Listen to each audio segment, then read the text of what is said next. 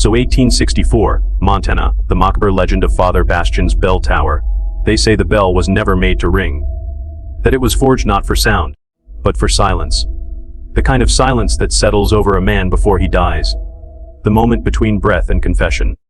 It still hangs there, high above the ruins of St. Irenaeus, blackened by soot, unmoved by wind or time. No rope, no clapper, no bell ringer. But once, just once, a traveler swore he heard it toll. A deep, bone, dragging sound that echoed across the valley on the night. Every horse in Three Pines screamed themselves hoarse, and every mirror cracked from corner to corner. That was 1889. The tower had been abandoned for 25 years by then, and Father Bastian, well, he had not been seen since the winter the snow came down red.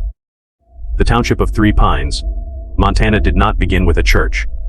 It began with copper. In the spring of 1862, surveyors from Butte found a copper vein split across a series of narrow ridges, tucked into the tree line like a secret. Miners followed, then homesteaders, then the wives of homesteaders, and then, as always, came the priests. But Irenaeus was not built in the town itself. It stood alone, a half-mile up the ridge, where the trees thinned and the sound of the wind turned strangely hollow. They said Father Bastian chose the spot himself, said the earth spoke to him, told him it was ready. The church was finished in late 1863. Its bell tower rose 40 feet from the chapel's eastern flank. A crooked spire of black pine with hammered nails and no weather vane. It was stark, ugly even, but it cast a long shadow down the ridge. From the center of town, you could see it against the dawn. A narrow black tooth biting into the sky. At night, the tower was darker than anything around it, as though it swallowed the moonlight whole. Father Bastian arrived by train and then mule, cloaked in a long wool cassock even in summer. He was a man of no particular age, neither young nor fully withered, with skin like unglazed clay, and a voice too deep for his frame. He didn't smile. He didn't joke. But he worked with an eerie, tireless discipline, hauling lumber and stone alongside the builders, all without sweat. He lived alone in the rectory above the chapel, rarely venturing into Three Pines, except to collect supplies or, on occasion, a boy. That was the only term used. A boy. No one knew where they came from. Bastian never asked for them in town. He would simply appear, once every few weeks, with a new one at his side. Usually mute, always pale, and wearing the same gray cassock as the priest. Some said they were orphans from Missoula. Others whispered they were penitents, born from dark crimes in other dioceses. No one ever saw them leave. And no one, not even the mothers who grew concerned, ever climbed the ridge to ask. The sound of hammering could be heard from the tower, even at night. Long after the church had opened its doors, Bastian continued his work. One man, Bill Cutter, a stonemason from Arkansas, claimed the tower's construction never stopped. He's building up. He muttered once at the bar, drunk on sour mash. Doesn't matter if there's no more wood. You wait. He'll find something else to nail. The next week, Bill packed his bags and moved east. His house was left unlocked, the hearth still warm. The first real sermon was held on Christmas Eve, 1863. A snowstorm was climbing the pass, and the town was silent with that tight, heavy stillness that only came when a storm was near, but had not yet broken. The bell had no sound that night. It had never been rung. But Bastian stood at the pulpit and began to speak. The church was packed. People curious, or cold, or desperate for some form of comfort in the middle of a harsh frontier winter. No one remembered the sermon's words. Only how it felt. Men who were there said it stirred something low in the spine. Something like grief, but without cause. Women wept and could not say why. And a boy, the blacksmith's son, vomited in the aisle and ran outside, where he screamed for 2 full minutes before collapsing. After that night, the congregation thinned. The miners stopped coming first, then the families.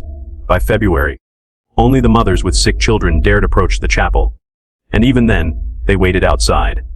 One woman, Ann Porter, swore she watched her daughter walk inside with a fever of 103, and walk out 5 minutes later, completely well. But the girl never spoke again. Not a word. Not for the rest of her life. By March, the snows came down harder than they had in a decade. The town's roads were buried. The telegraph lines cracked under ice. A few homes collapsed under the weight of the drifts. No one could leave. No one could reach them. And high above on the ridge, the black bell tower stood untouched by snow. They say the first disappearance happened on March 9th. A boy, 12 years old, name was Ezra King, left home at dawn to check the traps, never came back. His footprints went halfway up the ridge, and then vanished. The second was 4 days later. Then the third. By March 21st, 11 children were gone. No signs of struggle. No blood. No tracks. Only a strange rhythmic echo heard at night, like wood striking wood, from somewhere deep within the trees. And always the faint image of the tower looming above them, watching. Before Father Bastian came to Montana territory, the land where St. Irenaeus would stand was known by another name. To the Crow, it was a stretch of cursed ridge they called Biscala, the place where the breath stops. Not because of altitude, they said, but because even the animals refused to breathe there. Birds would not nest. Elk would not graze. And when it rained, it fell silent. No sound against the leaves or the earth. Traders and trappers had once tried to settle there. A French mission was erected in 1831. 3 priests, 7 novices, and a Jesuit botanist. All were lost by spring. No record of attack. No known illness. Their last journal entries mention nothing unusual, save the night the sky changed color and the bell, which had not yet been hung, was heard ringing from inside its crate. The land sat dormant for over 30 years. That same land was purchased in 1862 by the Diocese of Helena for $1. The deed was signed by Bishop Runnels, who died less than a week after finalizing the purchase. Stroke, they said, though his clerk described something stranger. The bishop collapsed after hearing a noise he described as God's fist dragging across the ground. His ears bled for 2 days before his death. None of this was known to the settlers of Three Pines. They only knew that the priest who came to serve them was unlike the rest. Father Bastian had no known diocese. No surviving letters of recommendation. The Vatican never officially recorded his ordination. Some claimed he had come from Pennsylvania, others whispered Austria. His Latin was immaculate, his English strange. Precise, clipped, almost too careful, like a man tasting every word before swallowing. What little paper trail exists begins in 1858, in a sanatorium just outside Philadelphia, where a man matching his description was documented under a different name, Bastian, E. The records are sparse. He was admitted following a parish fire in which 6 children died. He survived, though the attending notes describe severe nerve damage and prolonged bouts of silence. He spoke only once, and the only words recorded are, "I heard it through the stones." It's believed he left the sanatorium in 1860. No forwarding address. 2 years later, he appeared in Montana territory with the deed to the land, a box of ecclesiastical tools, and the plans for a chapel he claimed had come to him in a dream. The bell, it said, was cast from ore found on the ridge itself. Not copper, not bronze. Something darker, streaked with veins that shimmered gray in sunlight. It was forged in the valley below, by hand, in a process the blacksmith called au natural. He said the metal sang when struck, even before it cooled. That it refused to be molded until Bastian himself stood beside the flame. Then, and only then, did it melt. The bell was hoisted into the tower on the winter solstice, 1863. No rope, no clapper. Bastian insisted it was never meant to be rung by hand. He called it sanctum tinitum, the sacred tone. By early 1864, the town had grown uneasy. Snowfall was heavier than usual. Several farm animals were born deformed, lambs with fused jaws, calves with no eyes. One child, born on January 6th, emerged healthy but with a ring of black pigmentation around her iris, like charred paper. Then came the dreams. They began subtly. Flickers of shadow at the edges of sleep. Whispers behind the teeth. But by March, whole families refused to go to bed. They gathered at night in single rooms, clutching rosaries, listening for something they couldn't name. One woman, Ruth Emmett, reported seeing the silhouette of the bell tower in her dreams. Only taller, reaching into the clouds, with a bell swinging inside that never made a sound. She awoke with her hands burned. Another man, Edward Meeks, went into the woods with a hunting party and returned 3 days later, barefoot and shaking. He wouldn't speak for the rest of his life, only muttering one word over and over: hollow, hollow, hollow. Still, Father Bastian remained. His sermons continued, though fewer and fewer came to listen. He still walked to town weekly for supplies, nodding politely. offering no explanation for the increasing number of boys living at the parish. One shopkeeper swore there were no less than 15 children on the church grounds, but none of them ever smiled, and their feet made no sound on the wooden floorboards. And all the while, the tower rose. Even when it appeared complete, Bastian kept building.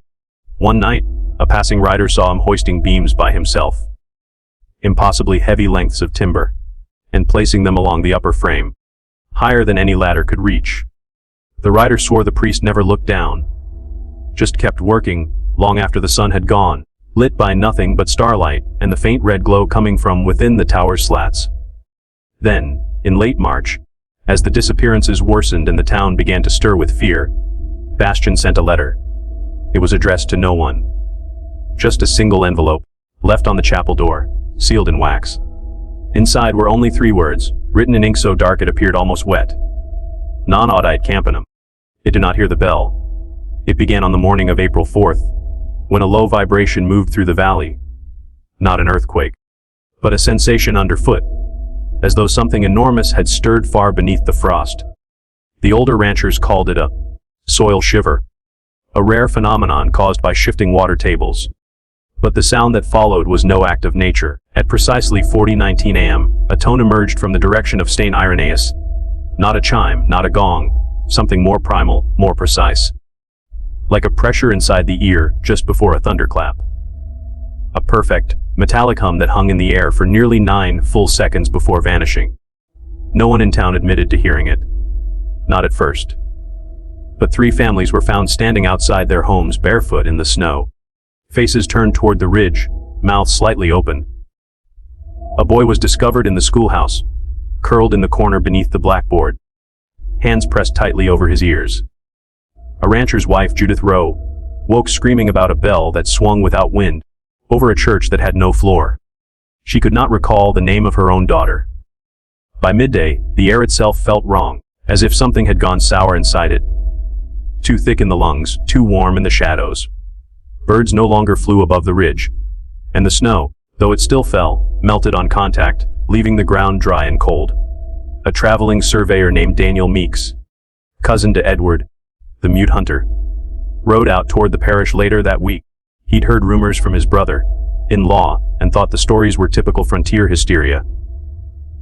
But what he found at St. Irenaeus stopped him cold. The chapel's windows had been painted black from the inside.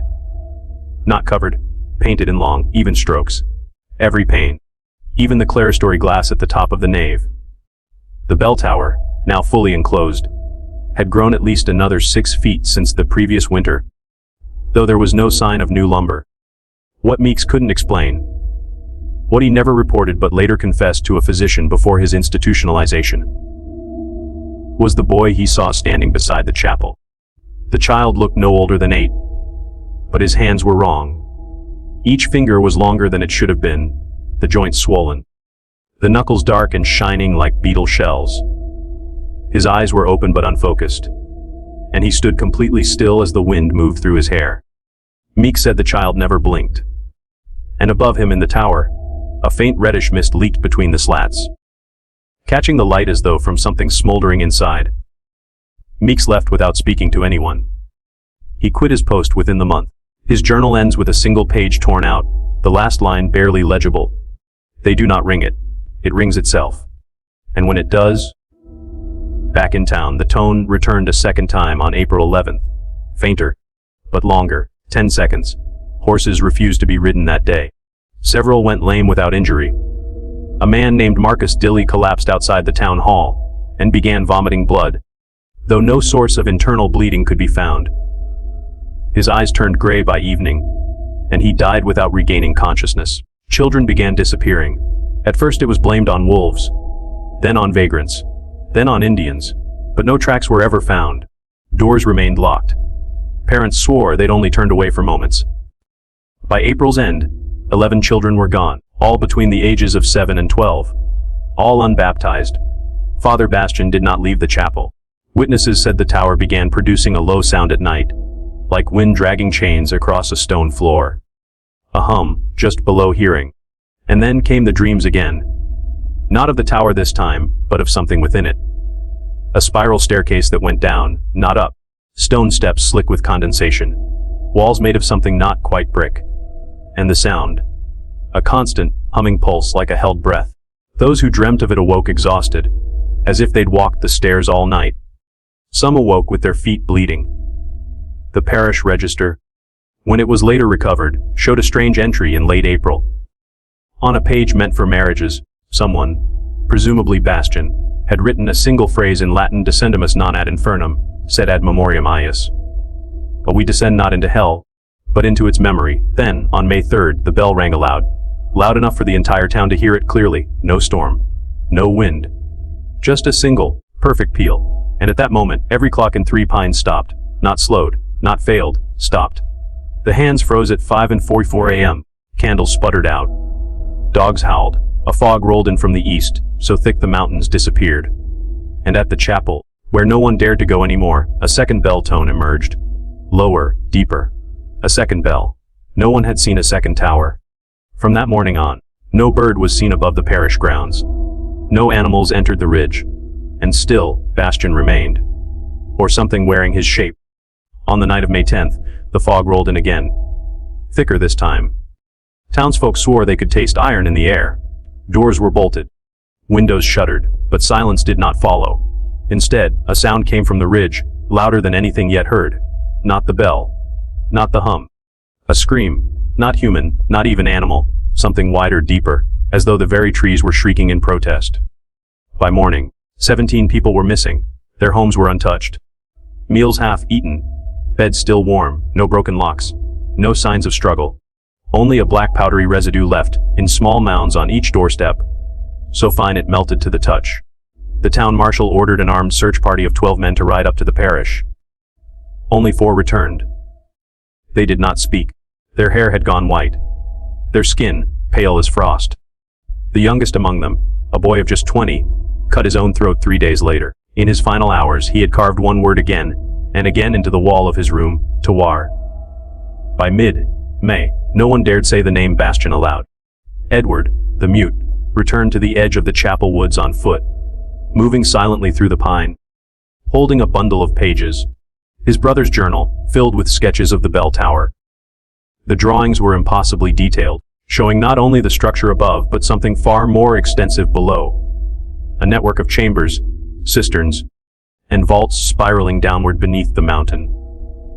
One page showed what looked like a cathedral underground.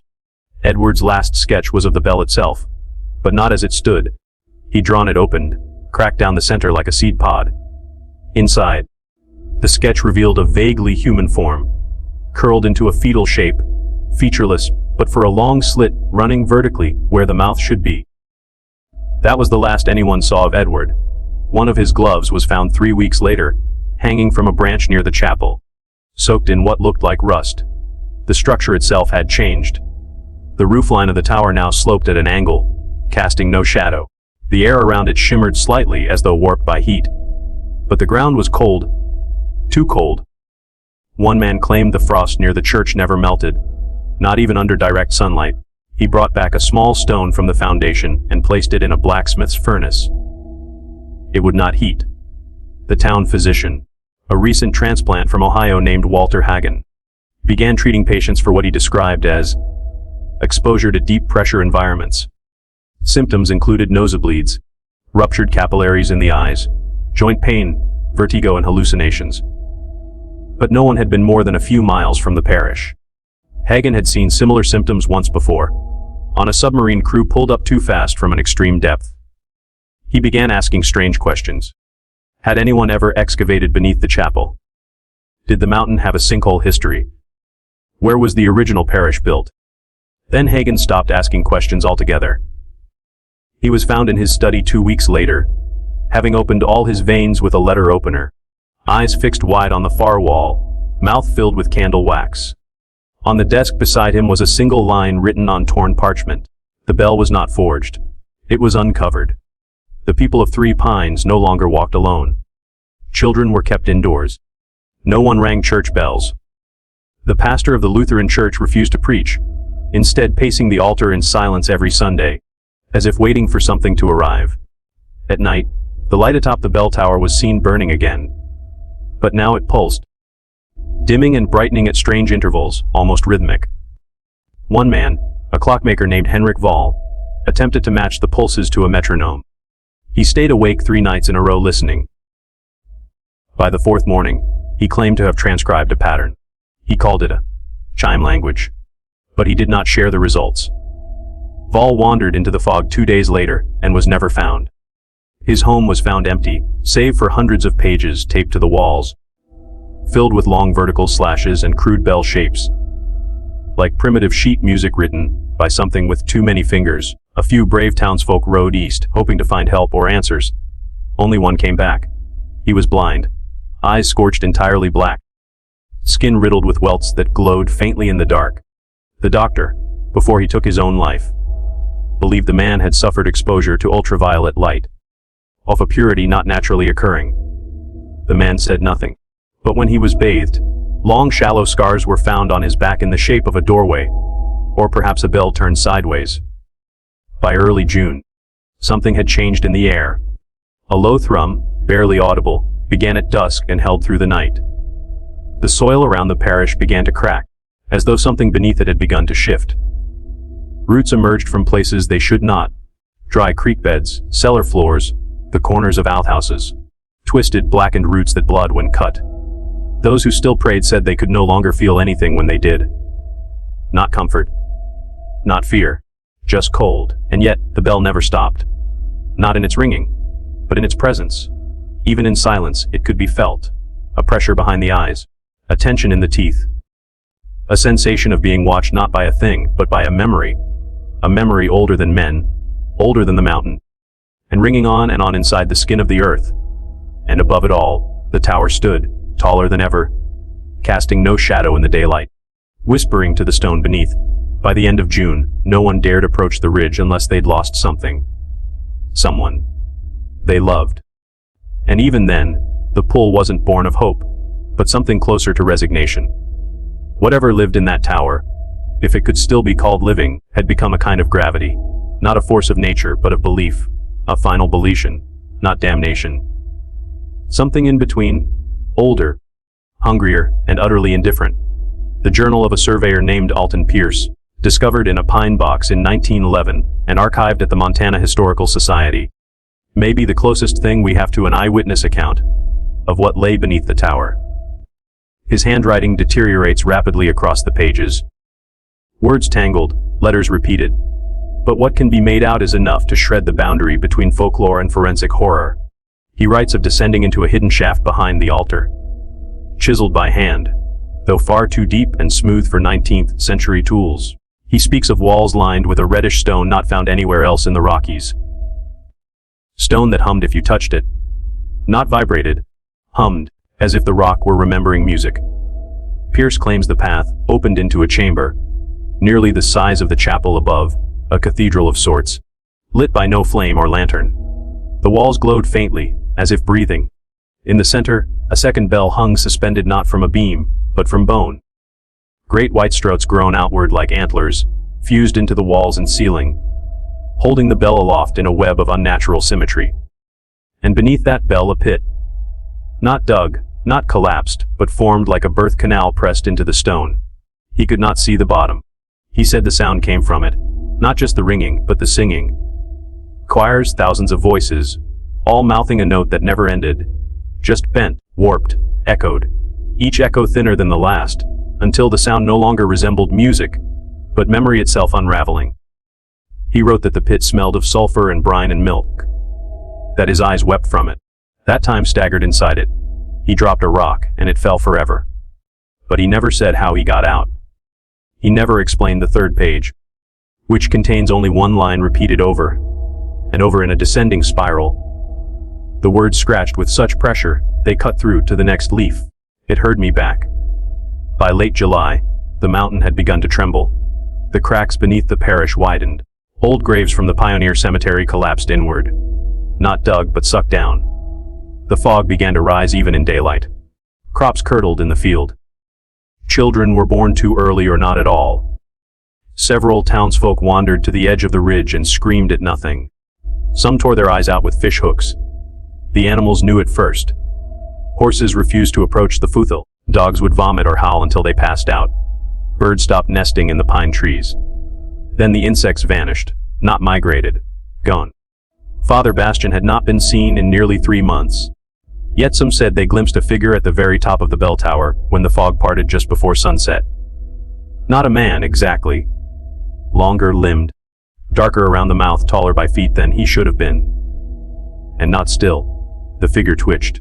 It jerked like a broken marionette caught in the wind. The bell did not ring, but something inside people did. Noses blood. Teeth cracked. One pregnant woman went deaf in both ears and later gave birth to a child without a tongue. The local government sent a detachment of soldiers. They came with fire, with rifles and horses, with dynamite to collapse the ridge and bury whatever nightmare the parish had become. Only 2 days passed before they were gone. The following Sunday the tower rang, not once, but 41 times, each peal low and gnarled, as if wrung by something in agony.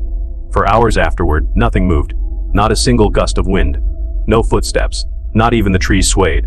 Time, it seemed, had stilled. And that was when they came down. Not people, but coffins. 41 of them, each one laid neatly outside the chapel. Their lids closed, no names. Not buried, not even dirtied. As if arranged by unseen hands. As if waiting to be filled. No one dared open them. Weeks passed. When eventually the courage came, or the madness, 3 men pried open the lids. What they found inside was not flesh, nor bone. Each coffin was filled with wax. Pressed into the wax were teeth. Not scattered, not fallen, placed. Human teeth, neatly embedded in a smiling curve. 41 sets. The wax beneath was warm, wet. As if the coffins were still thinking. And in the center of one coffin, unlike the others, was a small, shriveled bell. No clapper. No inscription. Just hollow. The 3 men who opened the lids were found days later wandering the cemetery, pressing their mouths against the soil as if listening for breath. Only one lived long enough to speak again. He whispered just 3 words, "Hay's not done." The bell tower still stands. It was never torn down. No fire would catch. No tools would bite the stone. The town was swallowed by forest by 1873. The records were erased by a clerical fire at the state archive. But the tower remains, hidden by pines and fog, known only in whispers, its peak just visible if the light hits right near sundown. And some nights, when the wind dies, you might hear it again. Not the bell, the song. The one that feels like it knows your name, your face, your guilt. The one that was always singing, even before you were born. Because Father Bastian was only the first to listen. And now you have. The last reported sighting of the bell tower came from a child. Not a local, not a descendant, but a 6-year-old girl from Missoula, whose parents had brought her camping near the base of the mountain. Her story would have been ignored entirely, dismissed as a sleepwalker's tale, if not for the condition in which she was found. She'd wandered off just before dawn. The forest was still dark, still heavy with pre-dawn silence. When they found her 3 hours later, she was crouched at the edge of a clearing, shivering and barefoot. Her feet were bleeding from pine needles and frost. She wouldn't speak for 3 days. But when she did, she kept repeating the same sentence. He said I could ring it if I was very quiet. When asked who, she'd only reply, the tall priest with no eyes. Her parents hadn't told her anything about the legend. She'd never heard the name Father Bastian. The search party that combed the ridge found no tower, no structure, no ruins of any kind. But they did find 41 small stones arranged in a perfect spiral, each one carved with a letter. They were too eroded to read. A few months later, she began to hum in her sleep, then whistle, then mimic the slow toll of a bell with her throat, her voice deepening until it no longer resembled a child's. Her father smashed the family piano. Her mother removed every clock, but the rhythm never left her. On her 10th birthday, the girl vanished without a sound. Her bedroom door was locked from the inside, her window sealed. No sign of forced entry. Only the faint scent of wax in the sheets, and a single, human tooth resting on the windowsill. All across Montana, and then Idaho, and then as far as Oklahoma, the legend would resurface in strange, misshapen forms. Tower dreams, bell tones that never stopped, coffins without corpses. But the pattern always repeated: 41, the number of deaths in one outbreak. 41 people missing from a census, 41 unmarked graves, a room of wax figurines found in a condemned church, each one with a slit carved in the chest as if for a bell. The church, when pressed in later decades, denied Father Bastian's existence entirely. The parish was never officially recognized. There were no records of his ordination, no letter of assignment. But he appears in 3 separate baptismal registries under 3 different names, each time with the same handwriting, each time with a note beside it: "Only God may hear the toll." A folklorist from the University of Wyoming published a paper in 1938 drawing a connection between the Bastian parish and a 12th century heretical sect in southern France, a group that believed the soul could be extracted by sound, refined, melted, wrung loose from the body like smoke from a chimney. They, too, built towers. They, too, disappeared. The paper was discredited and pulped within a year. The author died in a fire. His bones were later found to have been filed down, as if preparing them for a mold. But some stories don't need believers. Some stories live in the gaps. The bell tower was never fully seen again, at least not in sunlight. But the ground never took it. The fog never buried it. It remains in the records that don't exist, in the mouths of children who dream about churches they've never visited, in the moment just before sleep when the wind catches wrong, and you think you hear a chime from nowhere. They say it tolls for the forgotten. They say it tolls for those who look too long. And if you find yourself deep in the woods of western Montana, and your feet feel suddenly heavy, your ears begin to ring, and the trees around you seem to breathe one, you've wandered too close. Don't run. Don't pray. Don't speak, because he listens. And once he hears you, he never stops.